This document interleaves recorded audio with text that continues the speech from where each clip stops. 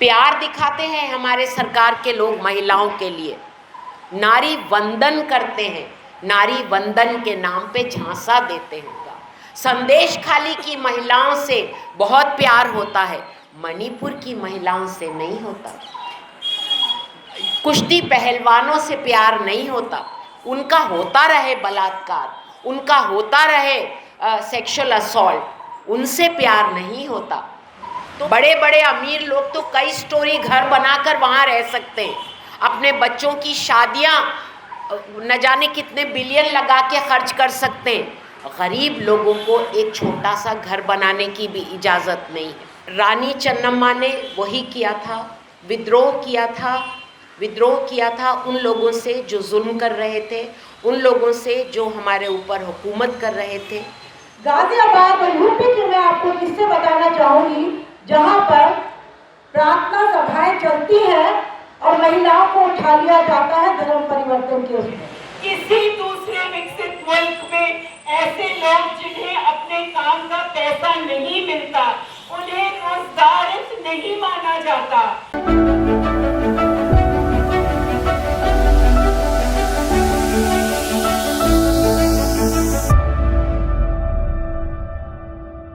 महिलाओं के, ग्रामीण महिलाओं के पास खास करके अगर रिसोर्सेज नहीं है तो जॉब्स भी नहीं है, कोई भी उनके पास पैसा कमाने के साधन नहीं है।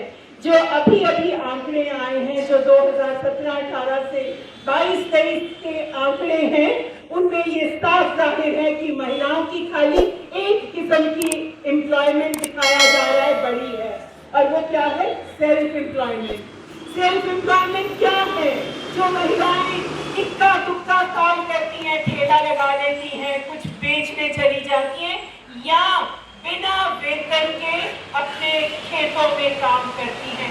किसी दूसरे विकसित मुल्क में ऐसे लोग जिन्हें अपने काम का पैसा नहीं मिलता, उन्हें रोजगार नहीं माना जाता, नहीं कहा जाता कि वो महिलाएं एम्प्लॉयड है, पर हमारे देश में उन्हें एम्प्लॉयड मानकर बहुत ज़्यादा हमारी सरकार ये कहती है, देखिए हमने आंकड़े बता रहे हैं कि महिलाओं का कितना बड़ा एम्प्लॉयमेंट बढ़ा है।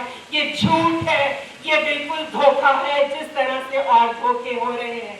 महिलाओं के रोजगार और जो नौजवान महिलाएं हैं उनके लिए रोजगार बिल्कुल खत्म हो चुके हैं।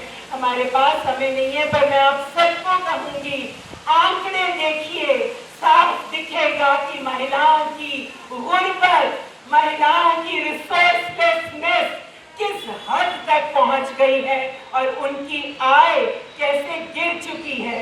और जब महिलाओं के पास अपने लिए कुछ है ही नहीं, कोई रिसोर्सेज ही नहीं है, तो चाहे उनके टुकड़े करके कोई कहाँ डाल दे, कोई उनको हिंसा करके घरेलू हिंसा में कहीं रख दे, उनके पास लड़ने की स्मृति ही नहीं बची। और इन्हीं सब कारणों को समझते हुए आज हमारी ग्रामीण महिलाएं सड़कों पर आ चुकी हैं और उनका ये सड़कों पर निकलना हम सबको भी इंस्पायर करता है, राह दिखाता है कि एक और एक ही तरीका है इस हुकूमत से जवाबदेही मांगना, और वो है सड़कों पर उतर आना। आपका बहुत शुक्रिया।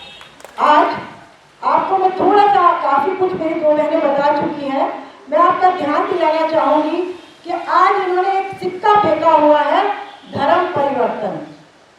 पूरे भारतवर्ष में एक धर्म परिवर्तन का सिक्का फेंका हुआ है और जिसके तहत ईसाई समाज जो है उसको बहुत ज्यादा त्रासदी झेलनी पड़ रही है। उसमें महिलाओं को मैं आपका ध्यान दिलाना चाहती हूँ, मणिपुर में किस तरीके से महिलाओं के साथ दुर्व्यवहार हुआ। एक महिला थी जिसने, जो प्रेग्नेंट थी, उसको पूरे 3rd मंथ था और 7 महीने उसको कुछ नहीं वहाँ खाने को मिला, उसने झाड़ियों में अपना बच्चा पैदा किया, किसी ने उसकी सुनवाई नहीं की। उधर गाजियाबाद और यूपी के मैं आपको किस्से बताना चाहूंगी जहाँ पर प्रार्थना सभाएं चलती हैं और महिलाओं को उठा लिया जाता है धर्म परिवर्तन के उसमें। और ये मैं गाजियाबाद का स्पेसिफिक किस्सा आपको बता रही हूँ कि महिलाओं को 9 लेडीज को लिया गया उन्होंने धर्म परिवर्तन के उसमें, और एक लेडी को शुगर की तकलीफ थी। जब उनको कोर्ट में, मैं आपको ये बताना चाह रही हूँ कि किस तरीके से महिलाओं के साथ करते, एक तरफ कहते हैं बेटी बचाओ और बेटी पढ़ाओ, दूसरी तरफ उस महिला को जो ऑटो होता है, ऑटो में भी जहाँ पैर रखते हैं वहां पर लिटरली फेंका गया और कोर्ट ले जाया गया, और कोर्ट के सामने, गाजियाबाद कोर्ट के सामने उनके ऊपर एक धुआं फेंका गया, और उस धुएं को फेंकने के बाद उनसे कोरे कागजों पर साइन कराए गए। ये हो रहा है महिलाओं के साथ। तो जिस देश में इस तरीके के हालात बने हुए हैं, तो आज वो वक्त है कि हमें भी सबको रानी चेन्नम्मा की तरह और झांसी की रानी की तरह अपने घरों से निकलना है, जागरूक होना है। आप जानते हैं कि संविधान को किस तरीके से पैरों तले रौंदा जा रहा है। क्या आप लोग इसको ठीक समझते हैं? ऐसे हालातों में क्या हम सांस ले सकते हैं? क्या हमारी आने वाली पीढ़ियां, जो हमारे बच्चे हैं, जो हमारी लड़कियां हैं, वो क्या करेंगी? जो हालात आज देश में बने हुए हैं उसमें हमारी आने वाली पीढ़ियां क्या करेंगी? इन्हीं सब चीज़ों को मद्देनजर रखते हुए आज ये किट्टू डिक्लेरेशन किया गया है, और आप सबसे एक यही आवाज़ हमारी है कि कृपया करके अब अपने घरों से हमें निकलना है, अपने संविधान को, अपने परिवार में आने वाली पीढ़ियों को बचाने के लिए हमें देश में ज़्यादा से ज़्यादा निकलकर लोगों को जागरूक करना है, उन्हें अपने जो राइट्स हैं उसके बारे में बताना है। तभी हम इस देश को बचा सकेंगे, क्योंकि ये देश हमारा है और हमारा राइट है कि हम अपने देश को बचाएं। Thank you so much. शुक्रिया मृदुला जी। अंतर्राष्ट्रीय महिला दिवस है। अंतर्राष्ट्रीय महिला दिवस अपने संघर्षों को याद करने का दिन है, और ये संकल्प लेने का भी दिन है कि हम आइंदा भी इसी तरह संघर्ष करते रहेंगे अपने हक के लिए और एक बेहतर दुनिया बनाने के लिए। रानी चेन्नम्मा ने वही किया था, विद्रोह किया था उन लोगों से जो जुल्म कर रहे थे, उन लोगों से जो हमारे ऊपर हुकूमत कर रहे थे, उनसे, उनके खिलाफ विद्रोह किया था। और इसीलिए हम रानी चेन्नम्मा को याद करते हैं। कर्नाटका में तो वो एक फोकलोर की तरह जानी जाती हैं।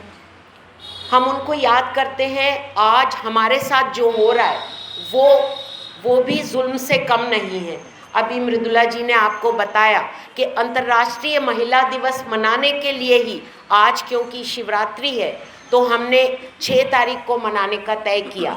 हम खड़े ही, पुलिस ने मना कर दिया, पुलिस ने कहा नॉट अलाउड, हम फिर भी खड़े हुए just to mark the day. हमने एक स्लोगन नहीं लगाया, हमने उनसे कहा हम प्रोटेस्ट नहीं कर रहे, ये हमारा दिन है, हम वो दिन मना रहे हैं। लेकिन पुलिस ने एक स्लोगन लगाने से पहले, एक प्लैकार्ड हाथ में पकड़ने से पहले हमें ठूस दिया। बसेस में जाने को नहीं कहा, हमें उठा कर ठूस दिया।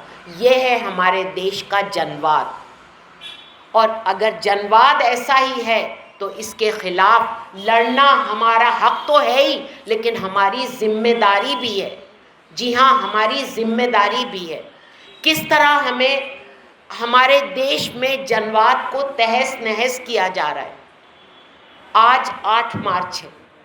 कल हमने एक दिन एक प्रोग्राम किया, हम पूरा हफ्ता कार्यक्रम करते हैं 8 मार्च के उपलक्ष्य में। कल हमने क्या किया, अभी कुछ दिन पहले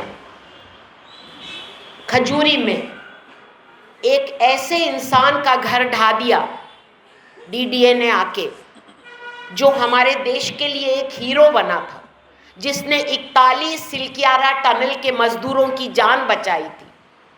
उसका घर डीडीए ने आके डिमोलिश कर दिया। बुलडोज़र पॉलिटिक्स चल रही है हमारे देश में। क्यों बुलडोज़र चलाते हैं? सज़ा देने के लिए। कहीं पर दंगा होता है या दंगा करवाया जाता है तो उसके खिलाफ वहाँ पर बुलडोज़र चलते हैं। रेट्रिब्यूटिव है ये जो बुलडोज़र पॉलिटिक्स है। हम देखते हैं ये चीज़। और ख़ासकर इसमें गरीब लोग और माइनॉरिटीज़, रीड मुसलमान, इसमें ज़्यादा अफेक्टेड होते हैं। ये हाल कर रखा है हमारे देश का। हमें अभी कल ही किसी ने बताया 48 लाख घर डीडीए को सिर्फ दिल्ली में बनाने थे, 11 लाख बनाए हैं। बाकी लोग कहाँ जाएंगे? जिनके पास कागजात है उनके घर भी डिमोलिश हो रहा है। कुछ रूल है हमारे देश में कि नहीं है? बड़े बड़े अमीर लोग तो कई स्टोरी घर बनाकर वहाँ रह सकते हैं, अपने बच्चों की शादियाँ न जाने कितने बिलियन लगा के खर्च कर सकते हैं। गरीब लोगों को एक छोटा सा घर बनाने की भी इजाज़त नहीं है। प्यार दिखाते हैं हमारे सरकार के लोग महिलाओं के लिए, नारी वंदन करते हैं, नारी वंदन के नाम पे झांसा देते हैं कि सेंसस के बाद लागू होगा। संदेश खाली की महिलाओं से बहुत प्यार होता है, मणिपुर की महिलाओं से नहीं होता। कुश्ती पहलवानों से प्यार नहीं होता, उनका होता रहे बलात्कार, उनका होता रहे सेक्सुअल असॉल्ट, उनसे प्यार नहीं होता। तो प्यार भी सिलेक्टिव है महिलाओं से। कश्मीर की महिलाओं से नहीं होता और फ़िलिस्तीन की महिलाओं से भी नहीं होता। ये हमारे देश में तो फॉरेन पॉलिसी भी उलट गई है। आज 8 मार्च पे हम ये भी डिक्लेयर करने आए हैं कि फ़िलिस्तीन में जेनोसाइड ख़त्म हो, फ़िलिस्तीन में वहाँ के लोगों को न्याय मिले और फ़िलिस्तीन के लोगों को आज़ादी मिले। हम ये भी मांग करने आए हैं और ये भी मांग करने आए हैं कि हिंदुस्तान में महिलाओं के ऊपर जो जुल्म हो रहा है, मेरा वक्त ख़त्म हो गया है, हिंदुस्तान में महिलाओं के ऊपर जो जुल्म हो रहा है, उस जुल्म के ख़िलाफ़ भी हम आवाज़ उठा रहे हैं। आवाज़ उठाते हैं तो जेलों में बंद कर दिए जाते हैं। हमें उसका डर नहीं है। जितना रिप्रेशन बढ़ेगा, हम वादा करते हैं, जितना रिप्रेशन इस देश में बढ़ेगा उससे ज़्यादा हमारा रेजिस्टेंस बढ़ेगा और हम इसी तरह रेजिस्ट करते जाएंगे, करते रहेंगे इनके दमन को, और आखिर में दमन का खात्मा होगा। हिटलर का भी खात्मा हुआ था। जो भी दमन करने वाला है इस दुनिया में, उसका खात्मा करेंगे, उसको ख़त्म करवा के छोड़ेंगे। और एक शेर जो मुझे आजकल बहुत पसंद आ रहा है, वो ज़रूर पढ़ के सुनाऊंगी। उठो मेरी दुनिया के गरीबों को जगा दो, काखे उमर आके दरो दीवार हिला दो। शुक्रिया साहब। देखते रहिए नीलकमल टीवी। आपको अगर हमारा वीडियो अच्छा लगता है तो हमारे चैनल को सब्सक्राइब करिए, वीडियो को लाइक करिए, शेयर करिए। धन्यवाद।